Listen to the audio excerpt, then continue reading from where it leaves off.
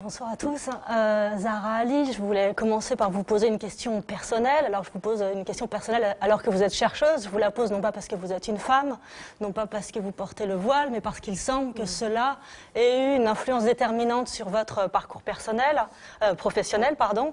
En 2004, vous étiez lycéenne. Est-ce que vous pouvez nous raconter la manière dont vous avez vécu personnellement la mise en place et peut-être les débats qui ont précédé de la loi du 15 mars 2004 interdisant le port de signes religieux à l'école, interdisant le voile à l'école? Oui. Alors en 2003-2004, j'étais en première, ensuite en terminale, quand les débats ont commencé au printemps 2003. Alors, il se trouve que ce qui était, je pense, le plus difficile et le plus violent, c'est aussi de se faire, on va dire, retirer toute subjectivité, toute individualité.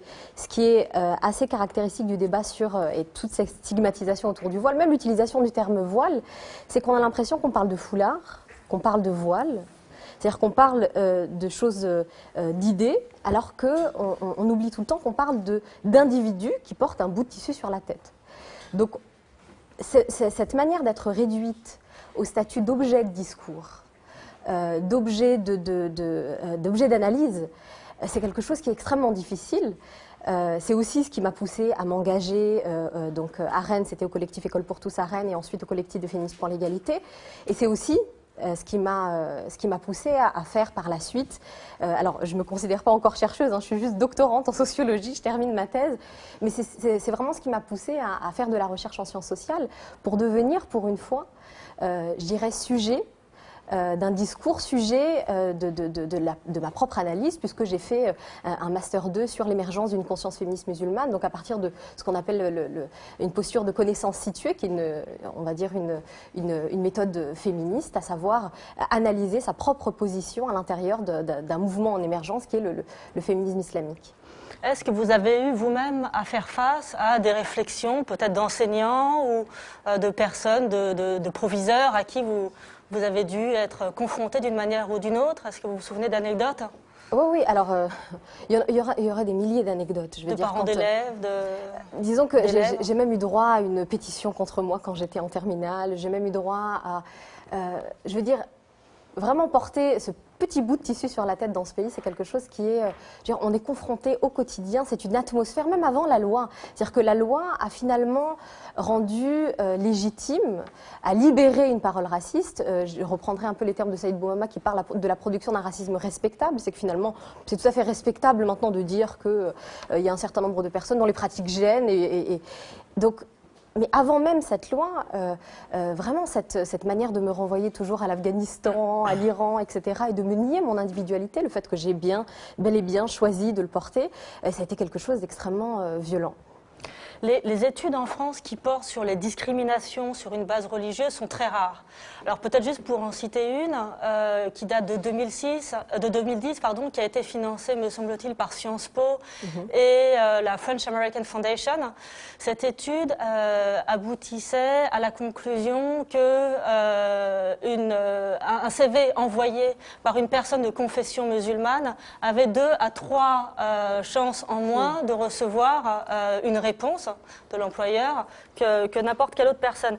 Est-ce que vous avez le sentiment qu'il y a une spécificité 2,5 fois. Voilà, 2,5 fois moins de réponses. C'est Jade Lingard qui avait rendu compte de ça, avec donc un CV qui s'intitulait d'une Marie Diouf, donc avec un prénom chrétien, et d'une Radija Diouf. Et hop, eh bien la Radija Diouf, boum.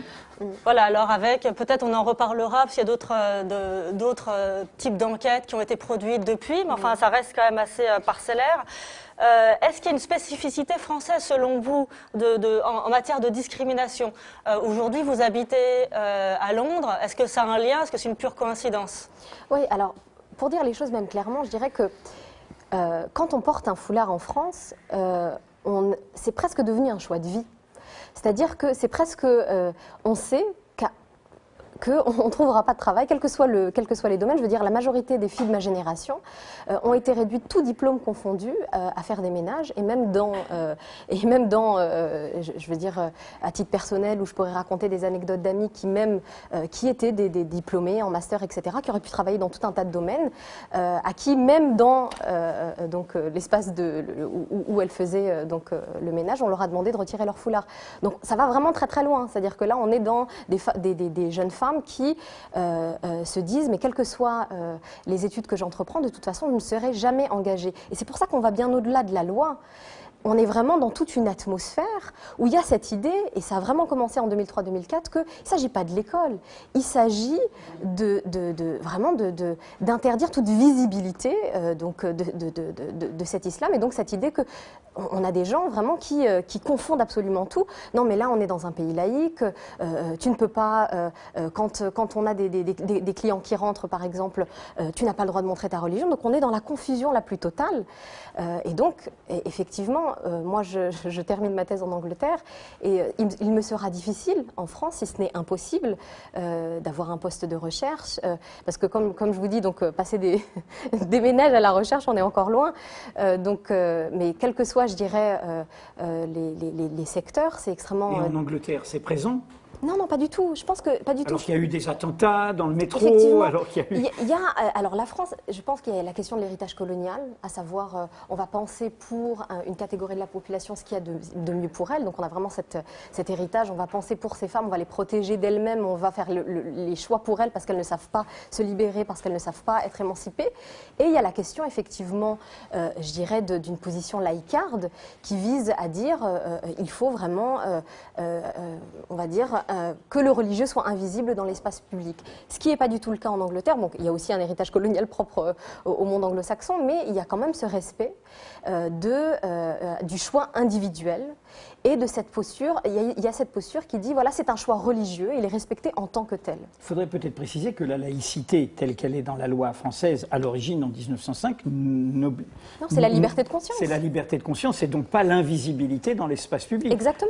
Même Aristide Briand a dit, si vous voulez, les hommes, aller en robe, comme les curés à l'époque, vous avez le droit. Tout à fait, tout à fait.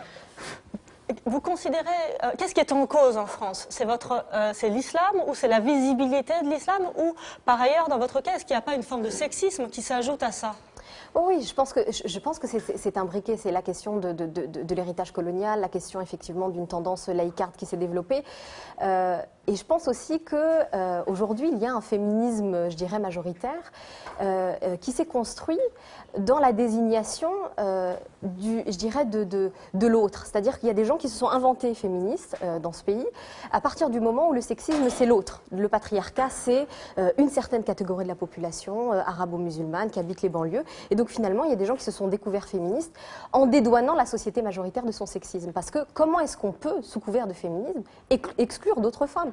Et je reviens encore à cette manière dont on a retiré toute la subjectivité à une catégorie de femmes. Comment est-ce qu'on peut soutenir que, sous couvert de défendre les droits des femmes, on va exclure des individus? C'est bien des individus qui portent un bout de tissu sur la tête, c'est pas autre chose que ça.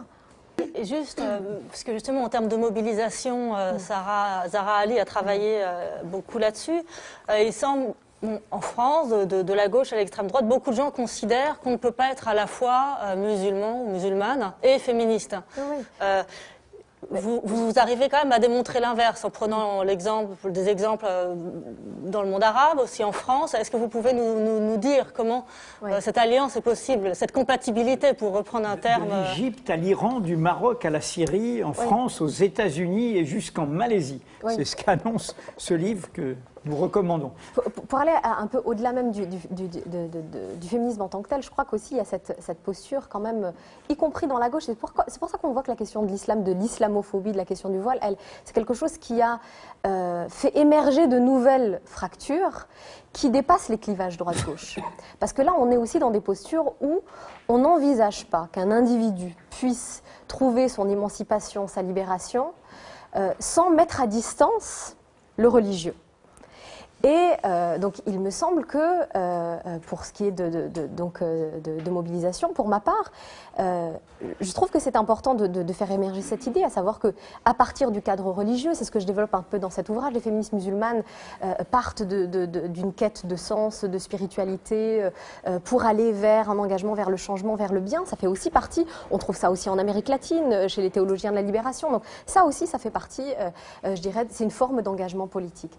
Mais après, il y a aussi le danger, je crois, pour ce qui est du contexte de la France, de s'enfermer dans la question de la liberté religieuse. Parce que non, on est bien dans des questions de racisme, on est bien dans des questions d'héritage colonial. Et c'est pour ça qu'à titre personnel, quand je me suis engagée, je l'ai fait dans des cadres pluralistes, avec des associations musulmanes, non musulmanes, antiracistes, parce que je pense que voilà, on pose des questions d'égalité, des questions je dirais, d'oppression néocoloniale, et que là, on n'est pas strictement dans le domaine du religieux. Donc, à mon sens, quand vous dites pourquoi est-ce qu'il n'y a pas de mouvement, etc., déjà, toute la difficulté, ne serait-ce qu'on a eu des cas de jeunes femmes, et je pourrais donner beaucoup d'anecdotes, quand on s'engage dans un certain nombre d'organisations politiques, on est exclu de fait parce qu'on porte le foulard, ou même parce que... C'est ce qui s'est passé au NPA, par exemple. Il s'est créé... Ça a été au fond un tournant de sa crise et de son déclin à ce moment-là, par rapport aux nouvelles classes populaires qu'il prétendait rassembler. Tout à fait, donc on a aussi une gauche qui n'a pas fait, je pense, son travail sur la question de l'héritage colonial, et aussi sur la question de la possibilité d'articulation de partir du religieux pour aller vers une action vers le changement. Karine, pour ceux qui nous écoutent, est-ce qu'on peut préciser ce que vous mettez derrière ces mots, puisque vous avez le regard britannique, et vous l'avez rappelé tout à l'heure, la Grande-Bretagne a été une puissance coloniale, de cette question, ce nœud colonial spécifiquement français. Oui. Alors, si on revient par exemple au terme que Frantz Fanon, par exemple, a nommé la bataille du voile, de ces cérémonies de dévoilement qui ont lieu sur la place publique en mai 58 à Alger, on a bien cette idée que finalement, on a une population, donc cette autre, assimilisée, assimilée.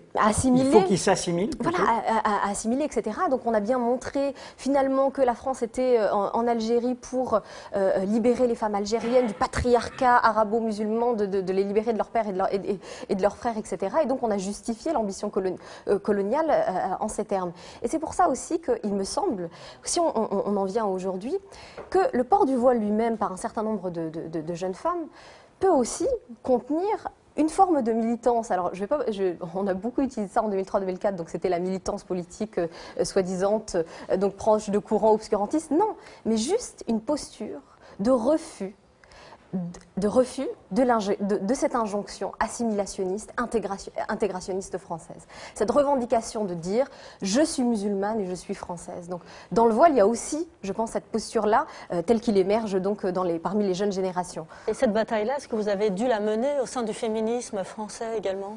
Oui, je pense que les féminismes musulmans, le féminisme musulman en France, c'est pas du tout quelque chose qui est considéré comme légitime. Je veux dire, je ne parle pas à égalité avec les autres féministes. On me nie le droit de me revendiquer en tant que féministe. Mais il y a des dynamiques nouvelles. Celle autour du collectif féministe pour l'égalité est vraiment très intéressante. Et on voit que cette idée de féminisme islamique dans le monde anglo-saxon, par exemple, je dirais que c'est presque une banalité. Ça a fait sa place, ne serait-ce que en termes de recherche en sciences sociales, on a un certain nombre de productions, alors qu'en France, cet ouvrage fait partie des premiers.